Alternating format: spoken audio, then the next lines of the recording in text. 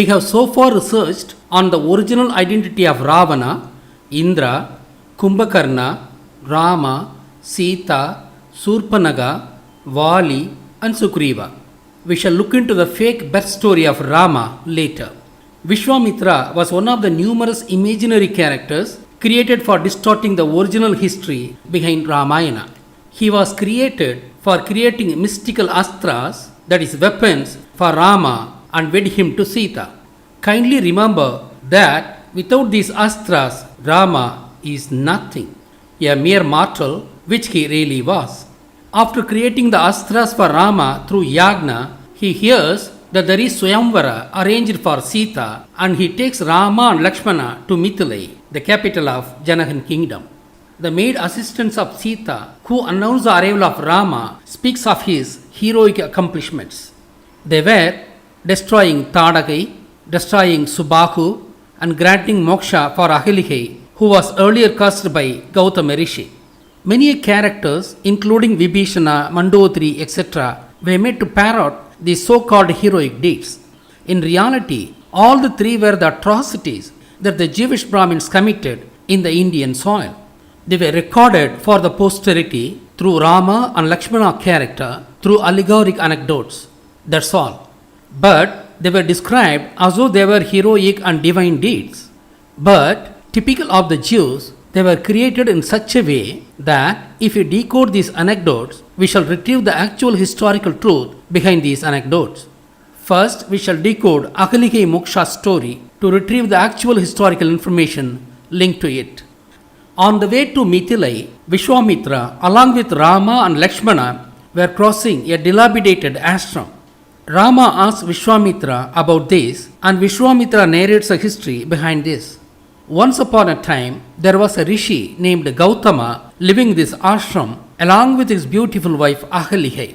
The Indra of Indaloka falls in one-sided love with Ahilihai, and his love turns into lust and was badly in need of making love with Ahilihai. One day, when Gautama Rishi went out for taking bath, Indra approaches Ahilihai in disguise, faking Gautama Rishi. Ahilihai, unable to perceive the truth, entertains him, thinking that it was Gautama himself.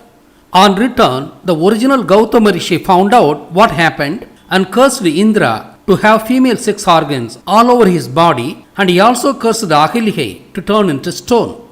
Now, Vishwamitra, who knows the past, present, and future, says that this Ahilihai is destined to be relieved of her curse when touched by Rama's foot. Hence, he asks Rama to touch a stone statue of Ahilihai through his foot. Rama did the same, and Ahilihai was relieved of her curse and ascends to heaven. There is a truth hidden in every mystical stories that these Brahmins created. The Jews, who did atrocities all over the world, recorded their deeds in allegoric anecdotes for the posterity. By decoding these anecdotes, we shall retrieve the actual history. These anecdotes were created for teaching the fellow Brahmins in Sankara mats of the real cynical history behind these anecdotes. However, the Jews would have never realized that the affected people would also decode these anecdotes and retrieve their original history. We shall now decode Ahilihai Moksha anecdote to find the truth. The essence of the anecdote is that the Carnatic music and the Hindustani music, which are currently under the possession of the Brahmins, were looted from ancient Tamils. This is hidden in Ahilihai Moksha anecdote. The one who invaded Tamil land during the 3rd century AD and known as Kalapirar was none other than the Parasurama, the Jew from Udupi, Karnataka. It was him who killed more than 10,000 Siddhas of Tamil land, torturing them who never did any wrong to him. By exterminating the whole of Siddha community, he terminated an ancient and original way of life of India called Asivagam, and hence terminated the Gurukula education system of Tamils also completely. It was Parasurama who looted most of the palm leaf manuscripts of Tamils using all kinds of foul means. One of such numerous books that he looted from ancient Tamils was the book of music called as Isainul in Tamil. They took this to Udupi, the place where the Jews landed on their voyage from Israel during the 2nd century AD. Even though the Udupi Jews looted Tamil music around 4th century AD, they could release it through Purandaradasa as Carnatic music only during the beginning of 16th century. Why did they take such a long time? There are three reasons. 1. These Israeli Jews had to learn Tamil language in its full dimension, including the Tamil Brahmi script. Second, the 7-note Tamil music was highly developed at that time itself, and they found it hard to learn all the nuances of Tamil music. 3. Having originated in the cold Khazar region and having spent a few thousand years later in the arid desert region, their vocal cords could not pronounce Sarigama Padani, the 7 notes of Tamil music, properly. Their vocal cords had to evolve through living in this tropical zone for a longer period so as to properly pronounce Tamil suras, and it demanded at least 1,000 years. To put it short, the necessity of learning Tamil fully, extensive musical nuances of Tamil music, and the incapability of their Palestinian vocal cords are the reasons that they could not release the Jewish version of Tamil music, named as Carnatic music, even after 1,000 years following the route of Tamil music. They learned Tamil music taking long time and through hard effort only. The reason why I am stressing this would be obvious to you soon. They had to work very hard in this respect to fake their superiority over the local population. Hindustani was the North Indian version of Carnatic music. Following this introduction, we shall now take up the Ahaligai story. Music and dance originated in Shiva's times itself, that is, more than 20,000 years ago. But in Shiva's times, the percussion music alone prevailed, which Shiva himself invented. Then, during the pastoral times of Murugan, that is, just before the deluge, 7-note music originated in Lemurian continent itself. This originated through wind instrument called Pullangudal, known as flute in English. This 7-note music should have perhaps been incorporated into yar, which is made of metallic strings, either in Murugan's times itself or immediately thereafter. The next stage of development of yar was veena, which was invented by Ravana. Thus, we obviously understand the role of Ravana in the development of music. We also know that in Indra Sabha, Ramba and Urvasi danced their Viraliya Attam, known today as Bharatanatyam. Hence, it was Ravanan's family who contributed hugely to ancient music and dance. The most ancient city in the world named after music was Yalpanam, known as Jaffna today, and it was the capital of Ravana in his times. Hence, the 7-note music and dance reached their pinnacle of development during Ravana-Indra times. It was Indra, the son of Ravana, who invented the tired spokes wheel for the first time in the history of mankind. That is why he was called Sakkara in Tamil, the name of the 8 spokes wheel that he invented. The Nepalese and Tibetans could not pronounce R sound, and hence it was pronounced as Saka instead of Sakkara, which meant Indra. The same way, Indra was known among the Mayans as Chak. 5,000 years ago, the descendants of Indra, known as Saka, migrated to Ganges Delta region for carrying out paddy cultivation. Not only that, in later years, they created a city in the name of music known as Padaliputra as a counterpart of Yalpanam, the Lankan city of music. It was in the Saka clan that Gautama Buddha, also known as Sakya Muni Buddha, was born. He was a son of the royal pair Sudodana, Maya Devi, and Gautama Buddha's given name was Siddhartha. We all know the story of Siddhartha becoming a sannyasi. After prolonged penance, Siddhartha got enlightenment and he created a new way of life called Buddhism. Just like Islam, which banned music for Islamis, Gautam Buddha also banned music for the adherents of Buddhism. He thought that music would be a hindrance in the path to enlightenment. Even though Buddha originated in Saka clan that owned music in North India, that is, despite music being the heritage of Saka clan, we know that Buddha banned music in Buddhism. We shall review the matters discussed so far. Indra was the proprietor of music. Sakyamuni Buddha was a descendant of Indra, the Saka. Hence, Buddha was also the proprietor of music. But as Buddha considered that music would be a hurdle in the attainment of enlightenment, he banned music in ancient Buddhism. Armed with these basic facts, we shall now decode the story of Ahaligai Moksha. Just transpose the Gautam Rishi of Ahaligai story as the Gautama Buddha of 5th century BC. Siddha, Muni, Rishi, Arivar are the synonymous terms meaning the same. Gautam Siddha became the Gautam Buddha after he initiated Buddhism following his enlightenment. Hence, the Gautam Rishi of Ahaligai story was actually the Gautama Buddha. That's all. Was Ahaligai his wife? If not, who is Ahaligai? Siddhartha left his wife and his infant son forever and took up sannyasa. Hence, nobody else was his wife till the end of his life. Hence, Buddha did not have any human wife. Ahal plus Isai, Ahalisai, Ahaligai. Ahal means widespread and Isai means music in Tamil. Hence, Ahaligai indicates the widespread music among the Saka clan.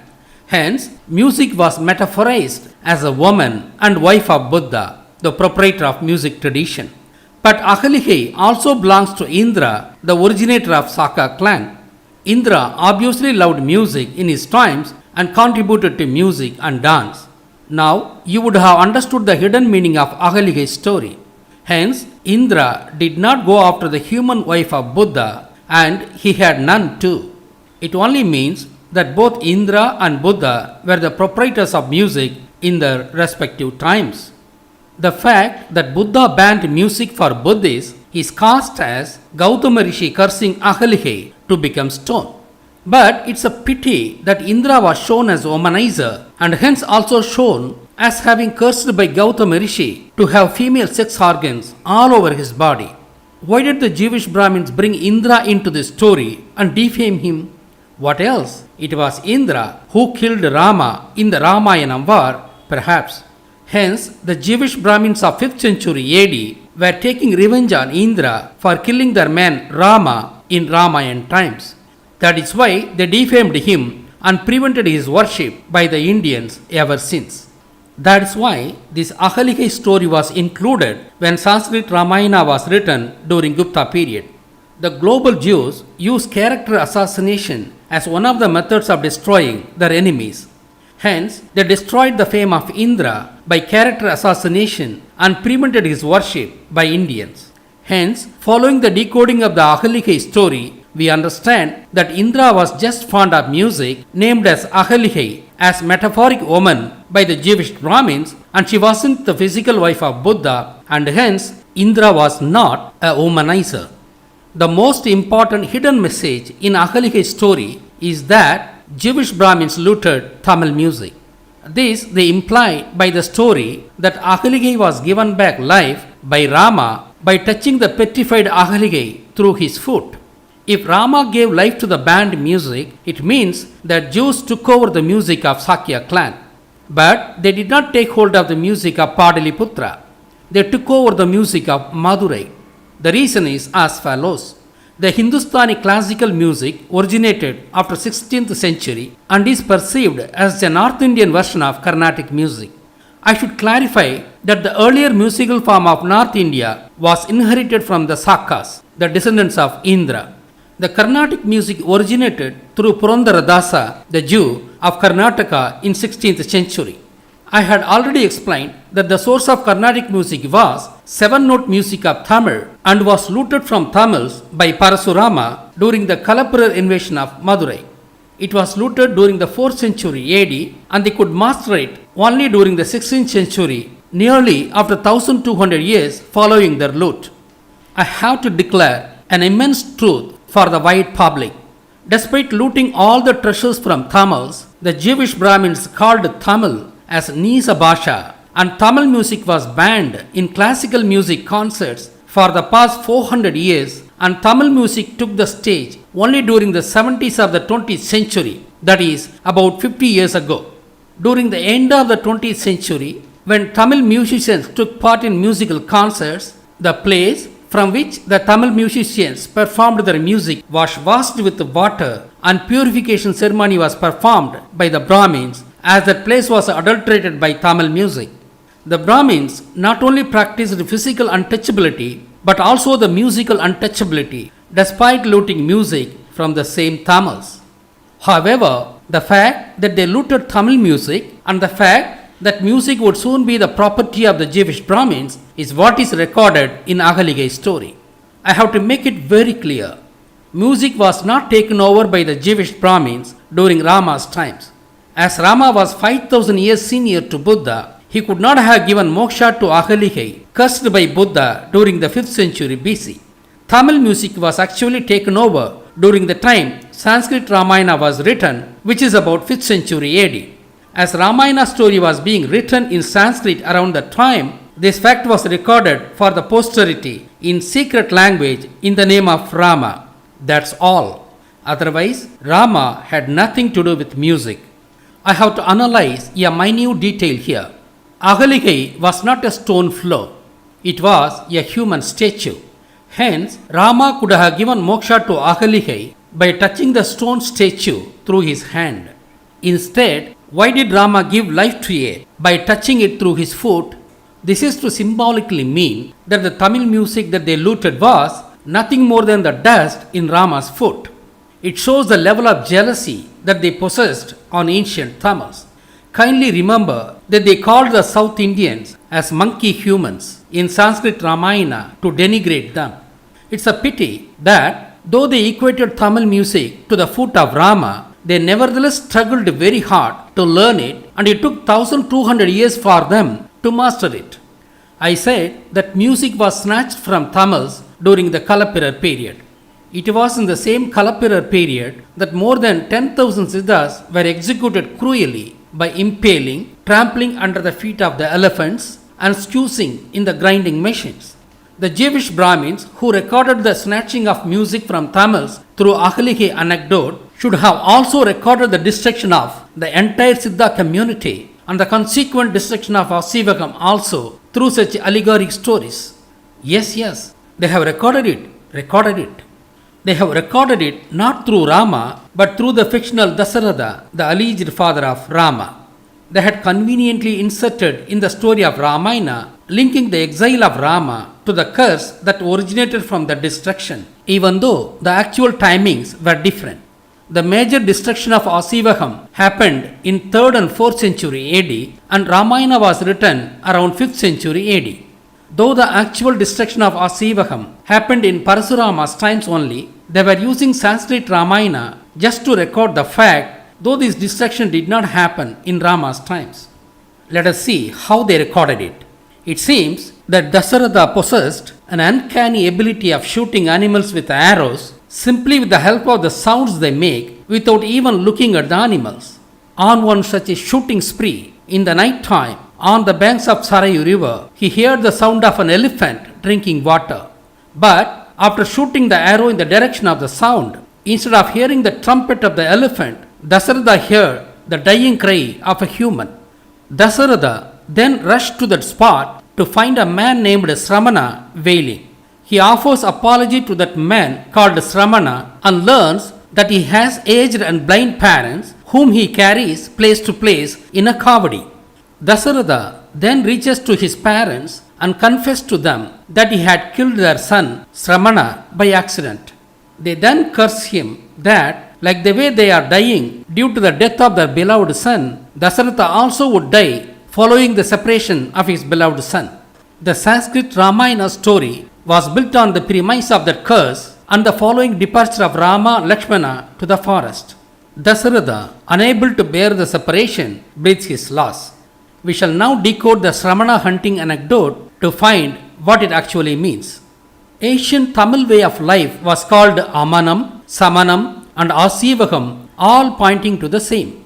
This word Samanam would be pronounced by the Jewish Brahmins as Sramanam.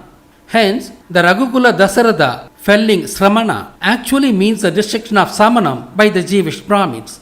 Kindly note that Sramana is in sannyasi outfit, proving my point. Thus, Sramana means Samana Siddha only. If you find it difficult to recognize that Sramana means Samana Siddha, he is being specifically called as Sramana Kumara to suggest that it refers to the way of life initiated by Murugan, known as Kumara.